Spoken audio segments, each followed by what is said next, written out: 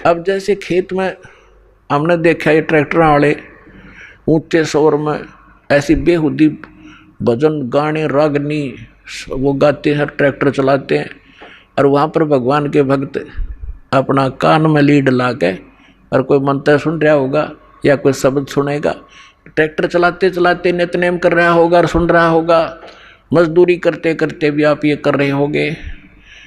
और ऐसे भक्त का बोया हुआ बीज भी जो भी आम समाज खावेगा उसको भी प्रभाव डालेगा। एक समय की बात है कि एक दो भक्त दो संत बने हुए थे, उन्हें चेले बना रखे थे। थोड़ा बहुत अध्यात्म ज्ञान इनको होता तभी तो ये थोड़े बहुत आम समाज के अंदर पूज्य हो जाते हैं। तो वो दो संत थे, एक संत कहने लगा चल मेरे शिष्य हैं वहाँ चलते हैं, वो दूसरा भी साथ चला गया। तो जिसके वो जाकर रुके उस बहन ने नाम ले रखा था, दीक्षा ले रखी थी। उसके घर उसकी बहन आई हुई थी, उस बहन की बहन, और उसकी बहन की लड़की विधवा हो गई थी और वो बहन बड़ी टेंशन में थी। तो जो उपदेश प्राप्त थी उस बहन ने अपनी उस बहन को जो अनुपदेशी थी उससे कहा कि बहन रोटी बनवा दे, मेरी मदद कर दे, खाना बनवा दे, साधु संत आ रहे हैं। तो उस बहन ने वो खाना बना दिया जिसकी बेटी विधवा हो चुकी थी। उसी टेंशन में थी वह, क्या होगा मेरी बेटी का, छोटे छोटे बालक हैं, हे भगवान के ऊपर कैसे गुजारा होगा। माता पिता को तो बड़ा टेंशन बनी रहती। अब इन विचारों से ग्रस्त उसने खाना बना दिया, संतों ने खा लिया, वह सो गए। तो सुबह जो दूसरा था वो उठा और इतना टेंशन में उठा कि भाई क्या हो गया।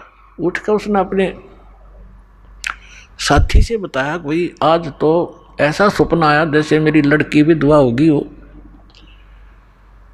और उसका क्या होगा, मतलब बुरी तरह तड़फड़ा था। आँख खुली जब चैन हुआ है तो बुद्धिमान था, उसने कहा अपने मित्र से कि क्या इस परिवार में किसी को कोई आपत्ति है।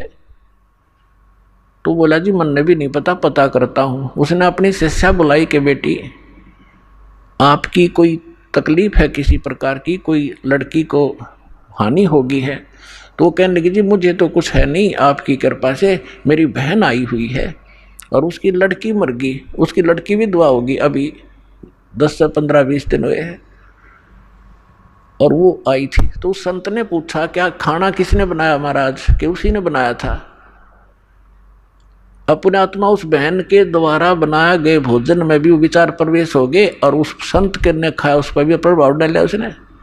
तो इसी प्रकार अब ये अच्छे वचन, अच्छे ज्ञान, अच्छी वाणी जो भी जिस जैसे कोई कहीं भी क्रिया कर रहा है तो उसी के अंदर प्रवेश करेगी। जैसे कोई सेठ है बैठा बैठा मंत्र कर रहा है और काम क्या वहाँ पर वाणी ला ले अपने भगवान की, दुकानदार है या कोई किस मजदूर है और कहीं भी जो कार्य करता है अपना, तो वहाँ क्या होगा कि उस सामान के ऊपर भी इसका प्रभाव पड़ेगा, जो और खरीद के ले जाएंगे उनको भी असर होगा।